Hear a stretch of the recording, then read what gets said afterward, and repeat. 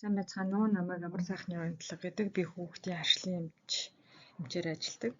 За 2026 оны 1 сарын 18-наас 24-ний хооронд Open Medical Institute-ийн хүүхдийн харшил дархлаа ревматологийн чиглэлээр явагдсан семинарт оролцоод ирсэн. Үүнээс хүүхдийн хүнсний харшил буюу иммуноглобулин E-гээр нөхцөлдсөн хүнсний харшлын талаар доктор Рушанигийн танилцуулсан лекцийг орчуулан хүргье. За хүнсний харшил бол дэлхийн нийтээр бас нэлээд тухайн анхаарлыг сүүлийн жилүүдэд татж байгаа ийм өвчин харшлын өвчин байгаа. За нийтдээ ер нь бол сүүлийн 10 жил ялангуяа Европ болон Америкийн нэгдсэн улсуудад хүнсний харшлын тархалт нэлээдгүй нэмэгдсэн. Тэгээ амбулатороор бол анафилаксид хүргэж ирдэг гол өвчний нэг байгаа. Хүнсний харшил гэж яг юу хэлээд байгаа юм бэ гэхээр дархлааны өрмөц урвалаар явагддаг тодорхой хүнсэнд давтан ижилхэн төрлийн урвал илэрдэг ийм давтан хэрэглэх үед дандаа харшлын урвал илэрдэг ийм нөхцөл байдлыг хүнсний харшил гэж байгаа. Тэрнээс биш нэг удаа хүнс идчихээд харшлахгүй байснаа дараа нь дахиад идэхээр тэр хүнсээ идээд харшилж ийн гэдэг бол энэ хүнсний харшлаас арай өөр зүйлээ гэсэн үг. Хүнсний харшлыг бид нар ойлгохын тулд эхлээд хоол хүнсэн дээр илэрдэг сөрөг хариу урвалын талаарх ойлголтыг авч үзье. Тэгэхээр нийт нь бол хоол хүнсэндээ хэрэглээд илэрж байгаа хариу урвалыг дархлааны шалтгаантай болон дархлааны бус шалтгаантай гэж том ангиллаар нь ангилж байгаа.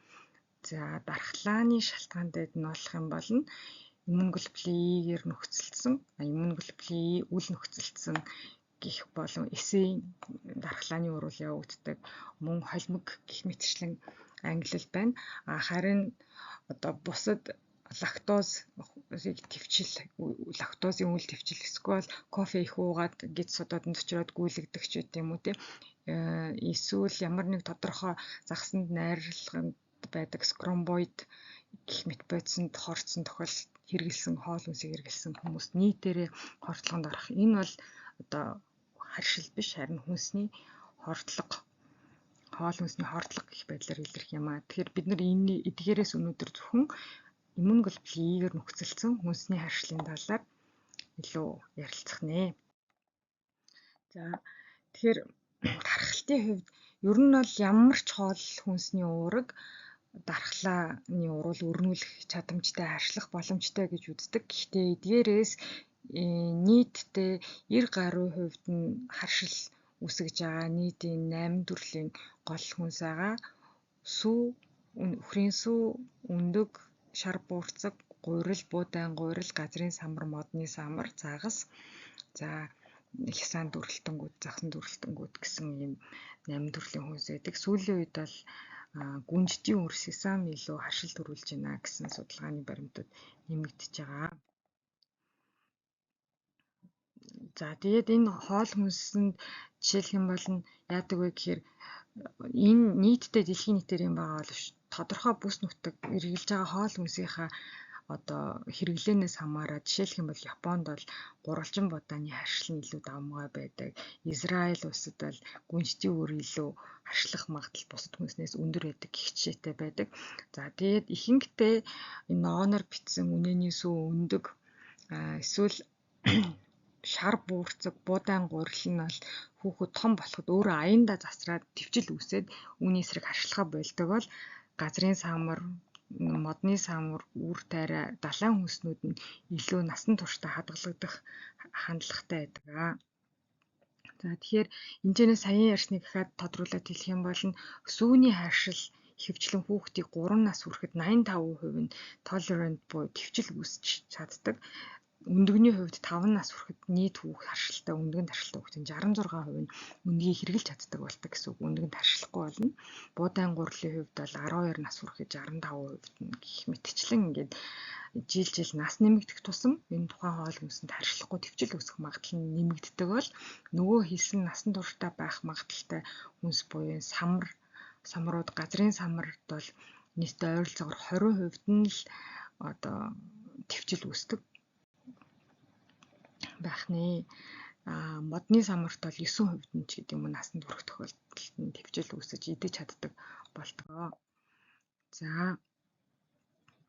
тэгээд хүнсний харшлын ингээд тархалт нь өндөр байна гэхээр нийтдээ улс орнуудыг дэлхийн нийтээр авч үзэх юм бол Америк, Европт бол эцэг гэх нь өөрсдөө хүнсний харшилтай гэж боддог ийм мэдээлсэн манай хүүхд хүнсний харшилтай гэж өөрсдөө оншилсан тохиолдол нь яг эмнэлгийн оншоос л харьцангуй өндөр хувьтай гэж үздэг. Жишээлбэл ээж аав нь 8% харшилтай гэж үзэж байхад яг эмнэлгийн нөхцөл шинжилгээ хийгээд үзэхэд тэр хувь нь харьцангуй бага байдаг. Насанд хүрэгчдэд бол үүнээс харьцангуй бага 3.5-аас 4% байдаг.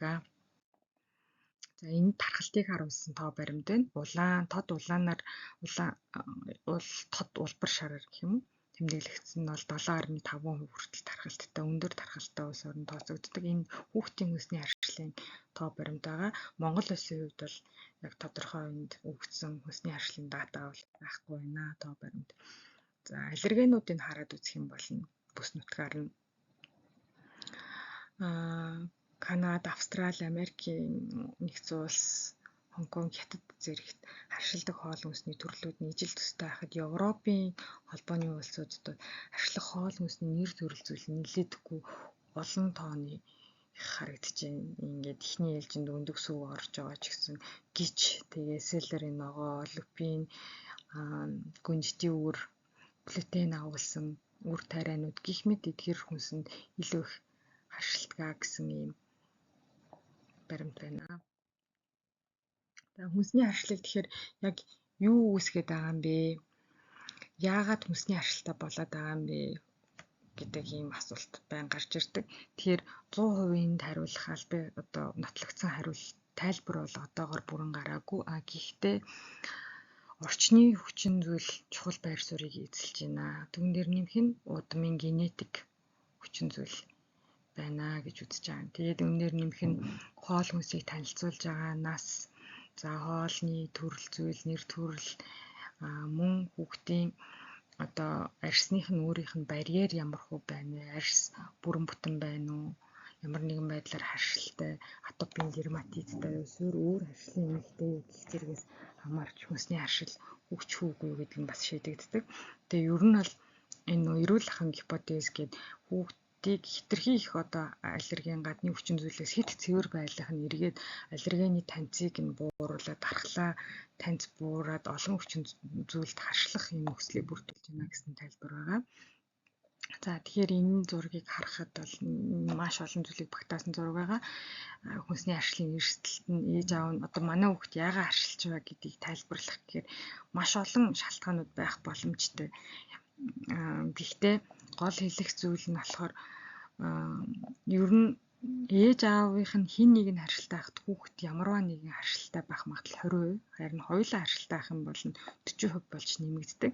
Ээж нь жишээлх юм бол ургамлын тоосны харшилтай байхад хүүхдэд нь атопийн дерматит, арьсны харшил эсвэл хүнсний харшилаас үүсэх юм эрсдэл нэмэгддэг гэж үздэг. Яг одоо ургамлын харшил бол заавал үүснэ гэсэн юм биш. Харшлын өөр төрлүүд үүсэх магадлалтай байдаг. За тэгэхээр арьс нь энэ дотроосоо эрсдэл хүчин зүйл нь нөгөө арьсны экзем буюу харшил атопийн дерматит маань орж байгаа.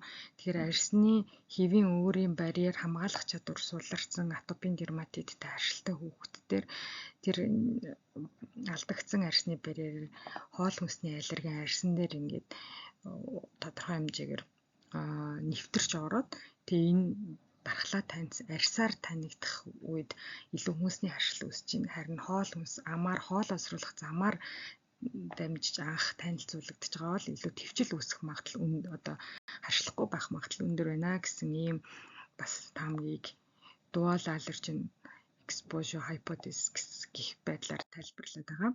За тэгээд энэ хоол хүнс амаар анх танилцуулагдахад яагаад твчил үүсэж байгаа юм бэ гэхээр маш олон ийм одоо барьеруудыг давж иж хоол хүнсний аллерген маань танц үүсдэг байх нэ. Тэгэхээр энэ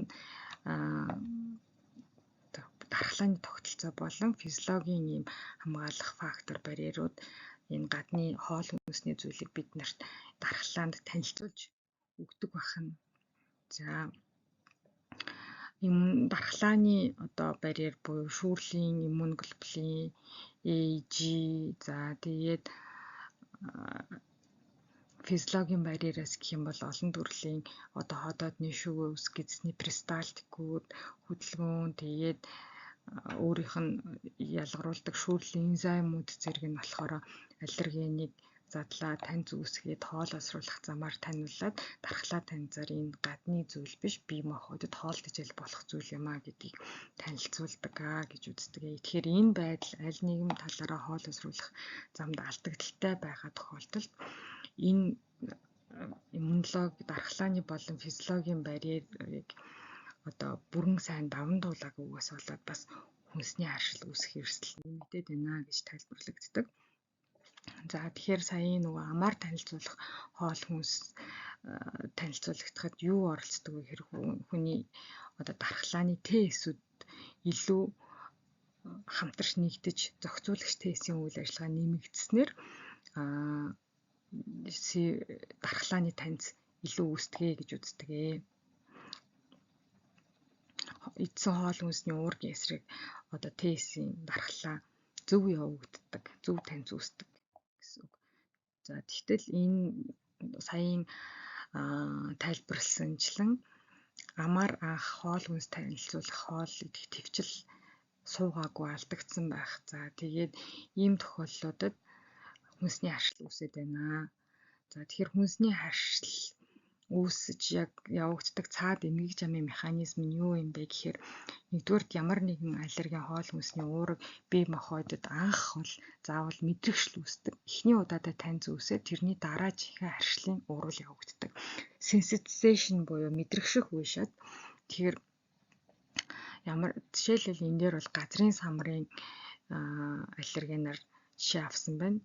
Анх нэвтэрч бие махбодод ямар нэгэн байдлаар нэвтэрч орж ирлээ. Ингээд сертэнтэс буюу антигеншлагчээс энэ уургийг газрын самрын уургийг анх таниад холбогдоод тэгээд Т хэлбэрээр дамжуулаад Т хэлбэрээс тухайн аллерген самрын уургийг таньж үүснээрээ Т хэлбэр хэсэд илчилснээр интерлейкин 4, 5, 13-ууд нийлэгжүүлнэ. Эдгээр нь нийлэгжиж Б-сийг идэвхжүүлээд Б-сээс шүүрлийн газрын самрын эсрэг өвөрмөц иммун глобулин И-нүүд маш ихээр нийлэгжиж гараад хүүн гэс бөгөө шивгүүн мөхлөгтсийн гадаргуудын эпсилон рецептортой холбогдсон эм нэгдэл үүсдэг. Шивгүүн мөхлөгтсүүдийн бүх гисүүдийн гадаргууд дээр нь бүрдэл үүсгэн. Тэгэхээр дараагийн удаа ахаад газрын самар идэхэд шивгүүн мөхлөгтсийн рецептор дээр бэлэн үүссэн одоо газрын самрын эсрэг антиген өвөрмөц иммун глобулин И-нүүд нь газрын самар дахин бие махбодод орж ирэхэд шууд холбогдоод энэ юунаас маань шивгүүн мөхлөгтсөөс маань маш олон төрлийн гистамин, лейкотрин, цитокин, простагландинууд ялгараад тэгээ энэ нь биднэрт нүдэнд харагддаг нөгөө арьс захтнах хэсэг газрын шинж тэмдгээс эхлээд системийн том хариу урвалыг үзүүлэх, бөөлжих, даралт унах, за анафилаксид орох гэх мэтэр хүндрсэн урвалуудыг үзүүлдэг байгаа. Тэгэхээр аллергены хувьд бол ер нь бол 1-р ангийн аллерген ихэвчлэн халуунд тэсвэртэй ийм уургууд гэж үздэг бол 2-р ангийн хүнсний харшлын аллергенууд нь л илүү халуунд тэсвэргүй ийм аллергенууд ордог. За одоо тодорхой энэ аллергенуудын талаар нэлээд одоо тогтож ярий. Хамгийн түгээмэл буюу хамгийн өндөр харшил төрүүлдэг бага насны хүүхдэд гол харшилжуулагч хүнс бол үхрийн сүв байгаа. Үнэний сүв. За үнэний сүв нь өөрийнх нь гол одоо үндсэн харшилжуулагч уураг нь бол казеин уураг.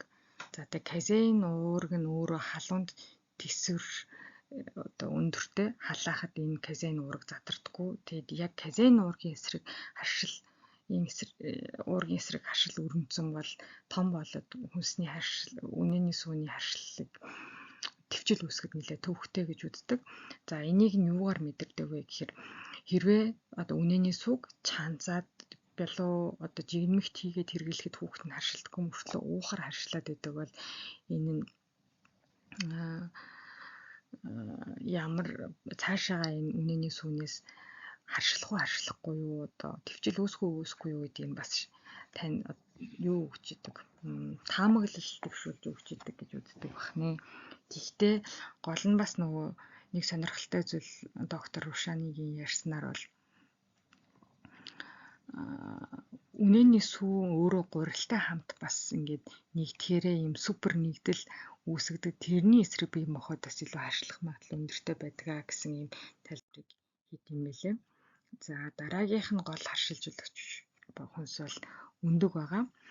За өндөгний одоо харшилтай хүүхдийн 70% нь ихэвчлэн өндийг халаагаад жигнээд болгоод идэхэд бол эсвэл бялуунт хийгээд хэрэглэхэд твчил үүсдэг, одоо хэрэгжилж чаддаг. Тэгээ дангаар нь идэхээр идэж чаддаггүй юм байгаад байдаг. Тэгээ өндөгний цагаан шараасаа илүү харшил төрүүлэх шин чанартай байдаг. За тэгээд овомукоид болон овоальбумин гэсэн хоёр гол одоо уург харшлыг илүү төрүүлж идэг. Овомукоид нь бол халуунд тэсвэртэй халаасан ч болгосон ч гэсэн яг овомукоидын эсрэг харшил үүссэн байвал энэ бас доктортой байх магадaltaй байдаг. Харин овоальбумин халуунд илүү төсвөр мотой задарчдаг уург байна. За газрын самбарын хувьд талах юм бол илүү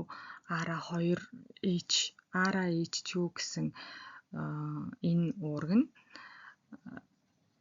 илүү их дархлаад тэсвэртэй. Тэгээд энэ уургийн эсрэг харшил үүссэн байгаа энэ аллергийн эсрэг антибоди үүссэн тохиолдолд тогтолцооны хүн дэлбэрийн харшлын уурвал явагдах магадлал илүү өндөртэй байдаг. Харин RAH6, H8 энэ бол харьцангуй гайгүй байдаг.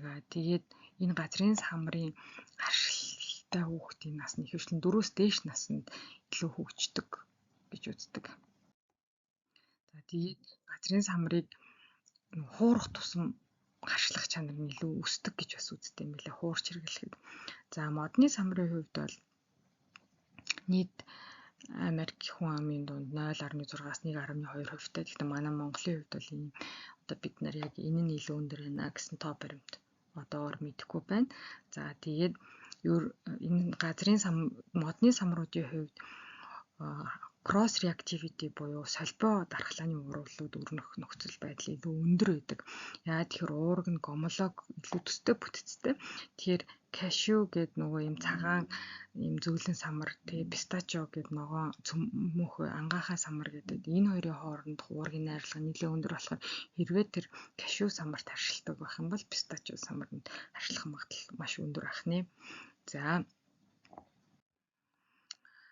загасны хувьд болох юм бол гол аллерги нь парвоальбумин гэж байдаг.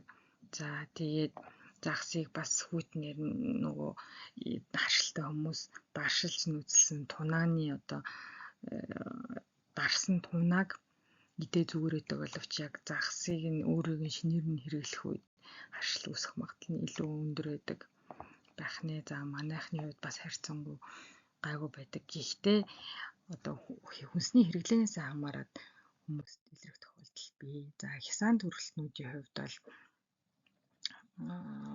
2.3% нь Америк нэгдсэн улсын одоо насан туршийн 2.3% нь энэ хясаан төрөлтөн хавчинд эсрэг харшилтай байдаг гэж үздэг.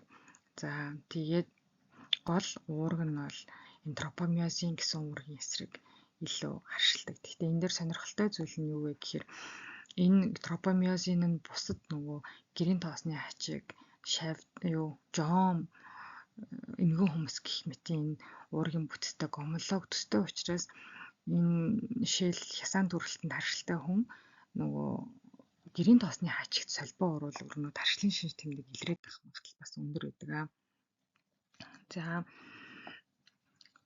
энийг түрдээ алгасчий. За гол юм нь болохоор энэ oral allergy syndrome буюу амны харшлын синдромын талаар тодорхой тайлбар өгье.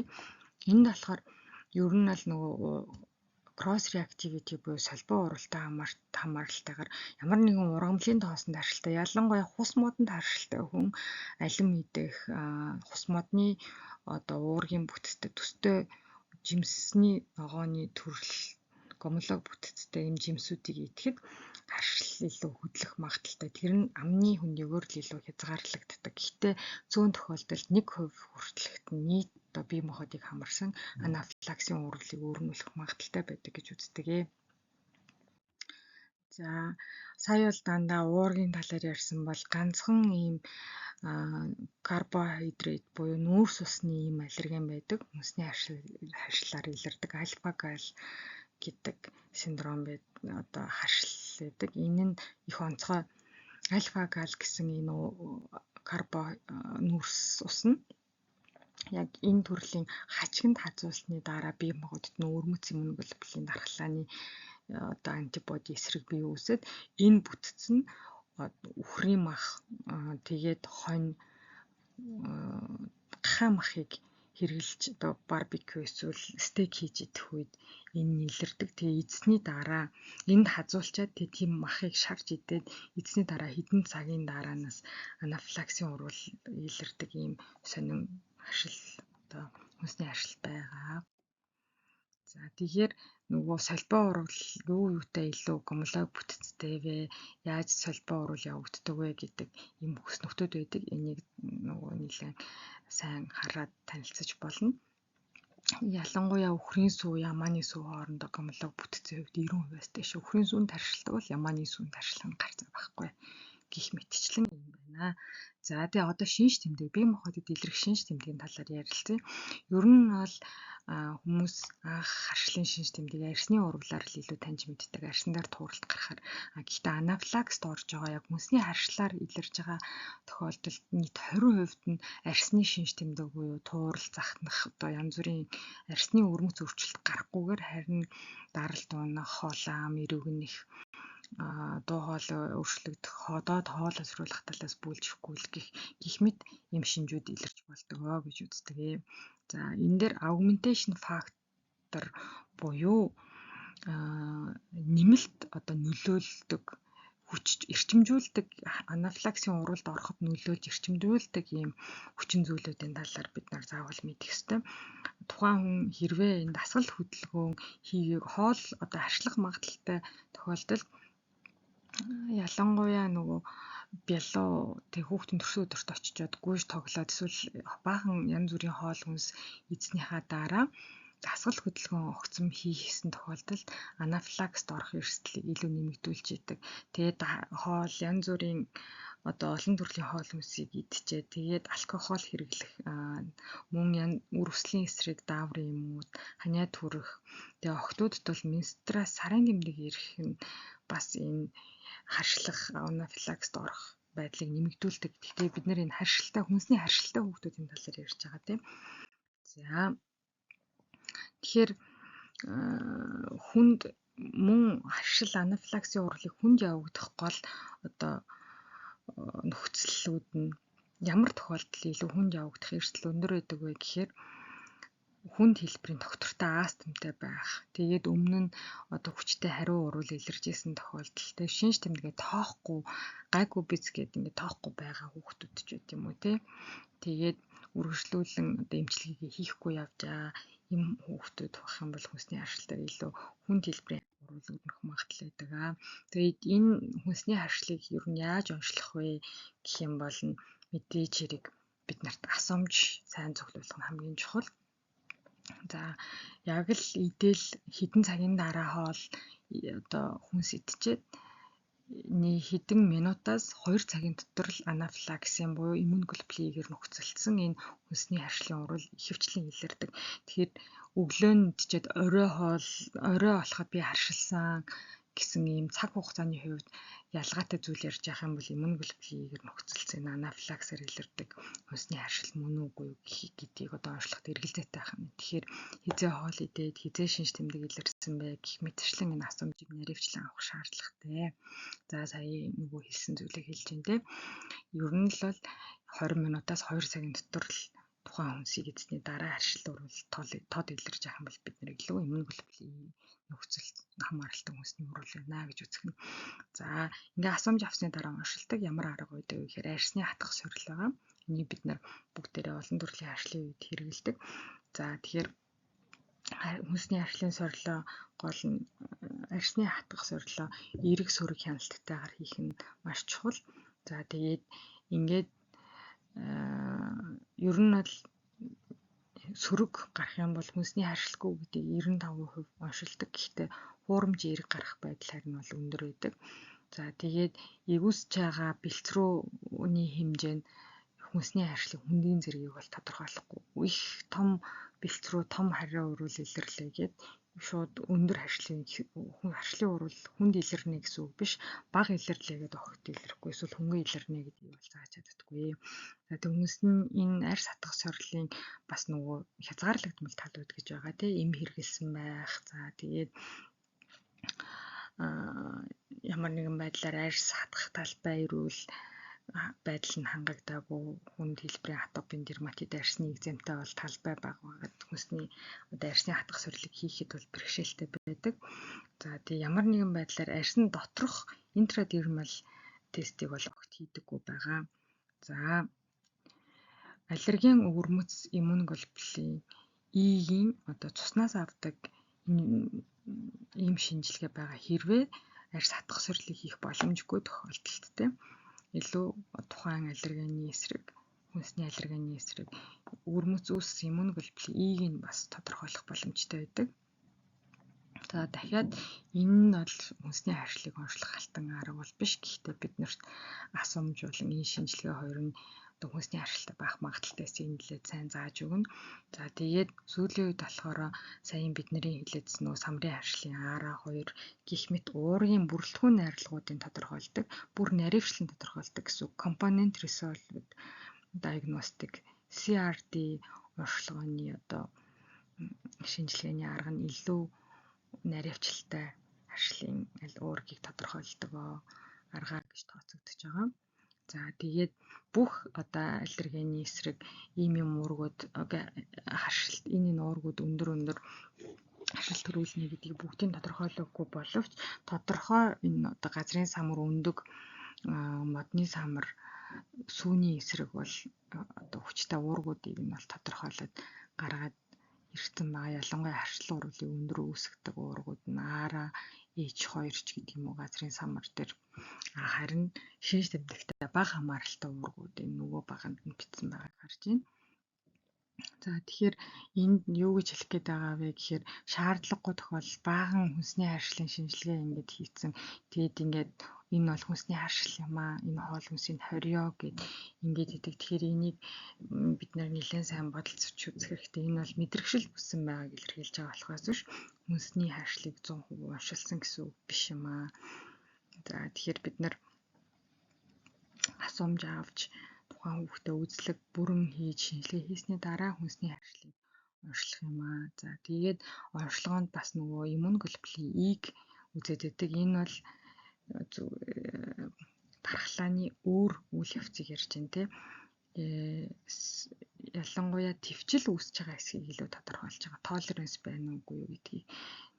Тэгэхээр IgG-ийн titrээр хүнсний иммуноглобулин И-гээр нөхцөлдөж байгаа урвалыг огт тодорхойлохгүй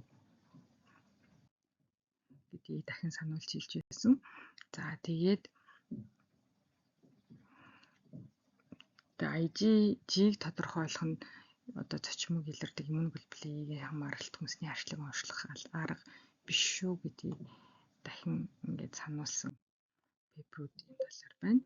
За тэгээ онцлох гол хүнсний харшлыг тэгээ юу яг 100% бүрэн оншилдог юм бэ гэх юм бол алтан стандарт нь хоолоор өдөөх сорил байгаа. Oral food challenge. За энийг болохоор тухайн хоол хүнсийг бага тунгаар ингээд идүүлж агаад тэгээд харшилж байгаа хэсгийг эмнэлгийн нөхцөлд хянж үнэлж хийдэг байгаа. Тэгэхээр ийм алтан онцлогыг хийснээр шаардлагагүй хоол хүнсийг хүүхдийн хоолноос хорихыг хязгаарлах юм аа. За double blind буюу шинжилгээнд орж байгаа хүн шинжилгээ хийж байгаа эмч хоёулаа давхар нууцталтайгаар ингэж хийж болдог. Эсвэл нээлттэй байдлаар хийх гэсэн аргуудаар хийдэг. За тэгээд ер нь энэ дээр хүнсний харшилтай тохиолдол төр ямар менежмент хийх вэ? Ямар арга хэмжээ авах вэ гэхээр яг үнэхээр 100% батлагдсан хүнсний харшил нь нотлогдчих юм бол ихэвчлэн тухайн хүнсийг хязгаарлахыг зөвлөдөг. Тэгээд боловсрал эцэг эхтэн хүнсний харшлын талаар боловсролыг олгоно. Яаж хоол хүнсэнд их найрлагыг одоо гадуур бичигдэж байгаа доторх найрлагуудыг унших уу, яаж харах уу, ямар хүнсийг сонгох уу гэдэг юм байдлыг өгнө. Мэдээллийг танилцуулна. Тэгээд хэдэн төрлийн хоол хүнс орж байгаагаас хамаарат энэ хоол хүнснүүдийг ямар байдлаар яаж орлуулах вэ гэдэг хоол зүйч эмчийн зөвлөгөө заашгүй шаардлагатай. За тэгээд хугацааны хувьд болох юм бол хэрвээ цочмог яаралтай үед ямар арга хэмжээ авах вэ? Яараагүй үед удаан хугацаанд урт хугацаанд ямар арга хэмжээ авах вэ гэдгийг зөвлөгөө хоёр талын эмчилгээ хоёр одоо шатны эмчилгээ байдаг. Цочмог үед анафилаксийн урвал илэрх юм бол бид нар адреналин авна. Бусад үед нь бид нар ямар эмчилгээг барьж авах вэ? Яаж хянуулах вэ? Харшлын шинжилгээ хэр ойрхон өгөх вэ? Гэх мэт. Тэгээд амьдралын чанарыг нь алдагдуулахгүй айл болохоор сургуулийн одоо орчинд бүлий үүсэхгүй, хичээл сургуулийн нөхцөл байдал бусдад гадуурхдахгүй байдлаар хүнсний харшлынхаа хоол хүнсээ яаж зохицуулах вэ гэдэг дээр зөвлөгөө өгөх юм. За тэгээд бусад улс орнд бол энэ хүнсний харшилтай тохиолдолд food allergy action plan гэдэг ямар шинж тэмдэг илэрх үед хүнд ямар шинж тэмдэг илэрх үед ямар арга хэмжээ авах вэ гэдгийг бичгээр заасан юмнууд байдаг. За тэгээд хүнсний харшлын талаар боловсрол олгох юм болон сайтууд бас эцэг эхтэн зөвлөж болох нь байна. За тэгээд хүнсний харшлын харшилтай хүмүүст ерөн зориулсан нийтдээ хэрэглэж байгаа хүнсэн дээрх доторх найрлагыг бол заавал ингэж биччихье гэдгийг бол 2004 оноос хойш хэрэгжүүлээд жишээлбэл Америк нэгдсэн улс бүх хүнсний бүтээгдэхүүн дээрээ найрлагуудыг харуулж бичдэг юм байна.